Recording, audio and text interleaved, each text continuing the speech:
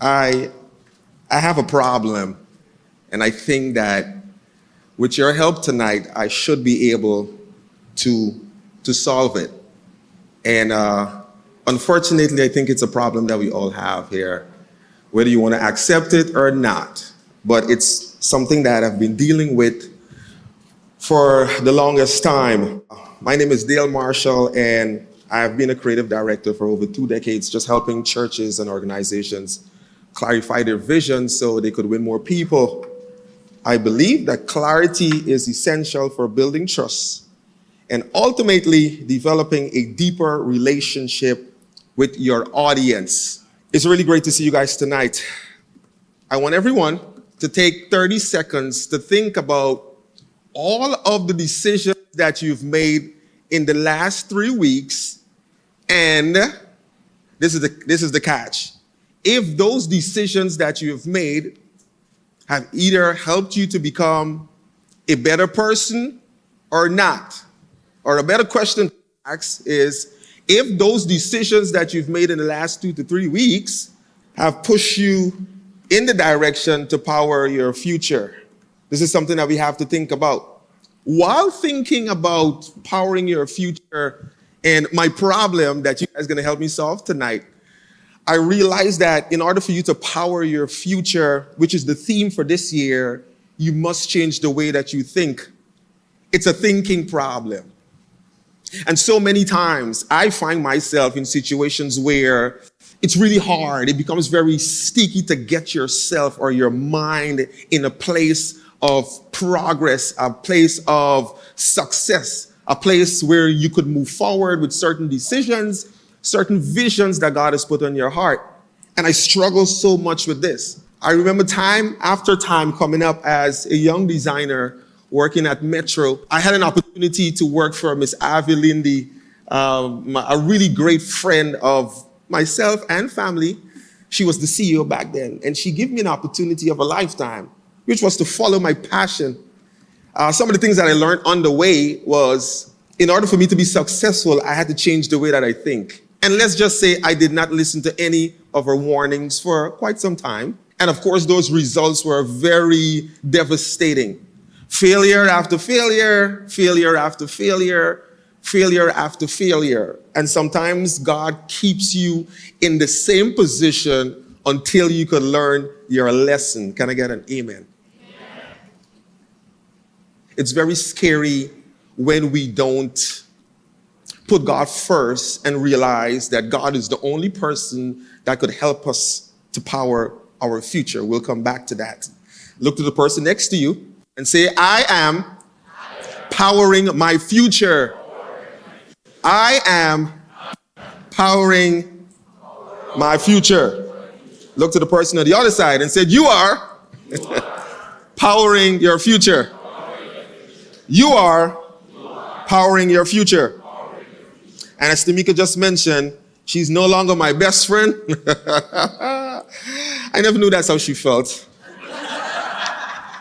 But I'm very happy to say my new best friend is sitting up here front. Terrence, man, really appreciate you.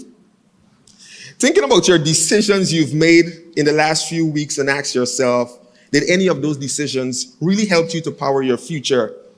Take a second and ponder on that. Last evening, my friend Terrence talked about building the dream.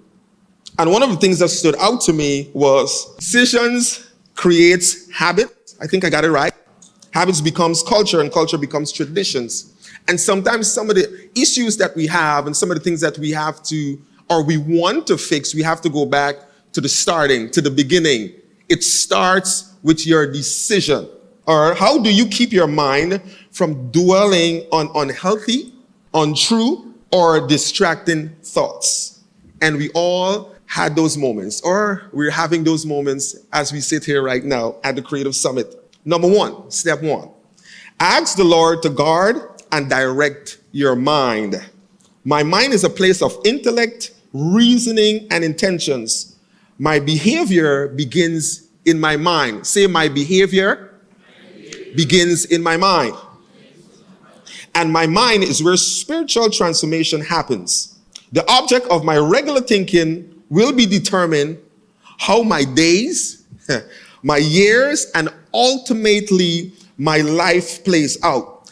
Everything starts in the mind. Everything starts in the mind. Step 2, recognizing the source of self-focus and self-deafening thoughts. I, as a creative director, my dad is a pastor's kid, growing up in church. There's lots of struggles that we have to figure out, the dynamic of people and relationships and the impact that it was making on our lives. At that time, I was younger, coming up, Earl, and I didn't understand some of the frustrations and some of the harsh hurts that was happening to a young Dale Marshall that was coming from self-focus and self-deafening thoughts by others. One of the things that we will have to learn to adjust is how to block out the noise of the person next to you that has that negative spirit when it comes to progress and progress. You take it however you want. Step number 3, replace self-focused thinking with God-focused mindset. That is very important that we understand that. After praying for the Lord to protect my mind, or after praying for the Lord to protect your mind, and recognizing the enemy, I have a choice. Will I train my brain to concentrate on those things of God, or will I let it be consumed by the things of this world? Creatives all around the world are struggling to find a place in the kingdom to be successful, and here is why. First of all, I don't think it's fair or it's the right thing for creatives in God's kingdom to compete with creatives of the world. Here is why. In God's kingdom, there's structure, there are limitations.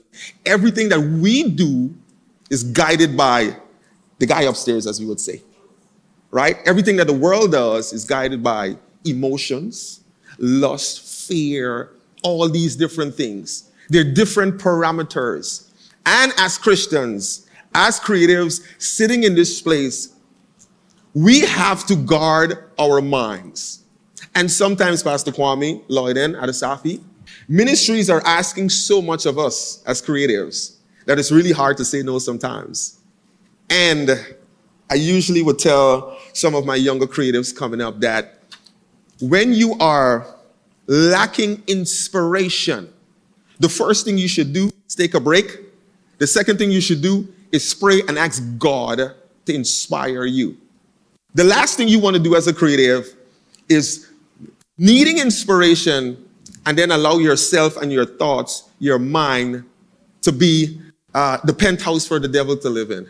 That's a dangerous place. And sometimes we are in worship experiences and it feels different.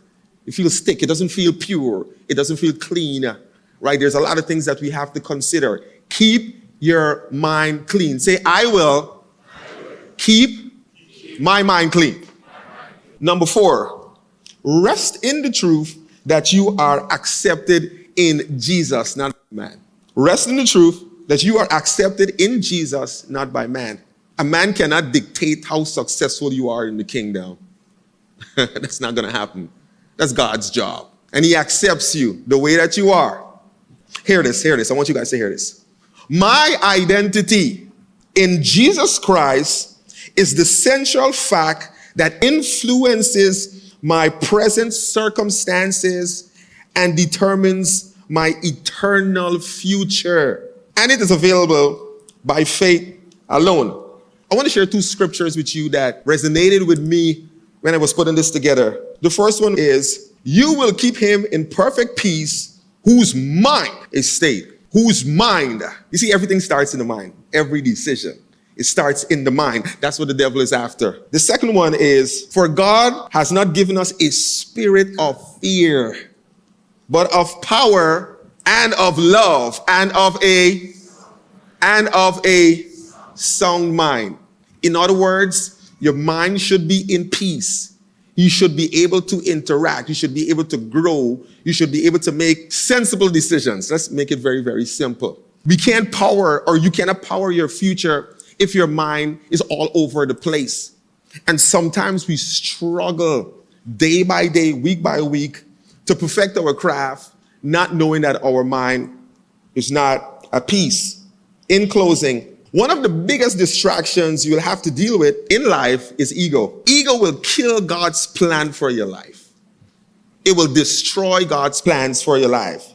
Ego, we all have to manage on our creative journey. And sometimes as humans, we allow ego to direct and dictate a lot of our decisions and relationships and how we live for Jesus. And as creatives, that's something that we have to adjust. I'm going to sound like a pastor now. In closing, powering your future will require from you dedication. Powering your future will require from you sacrifice. Powering your future will require from you consistency. Powering your future will require from you focus. Powering your future will require from you the right relationships. Powering the future will require from you accountability. And powering your future will require from you trust. In closing, it is impossible to power your future without the one that powered your future to power your future. Did that make sense? It's impossible. You cannot power your future without the one that powers your future. God is important. In closing, I'm so happy to see all of you here. And my final message to you all is, in order for you to be successful, in order for you to power your future, in order for you to have your heart's desire, is put God first. And everything else after. God bless you.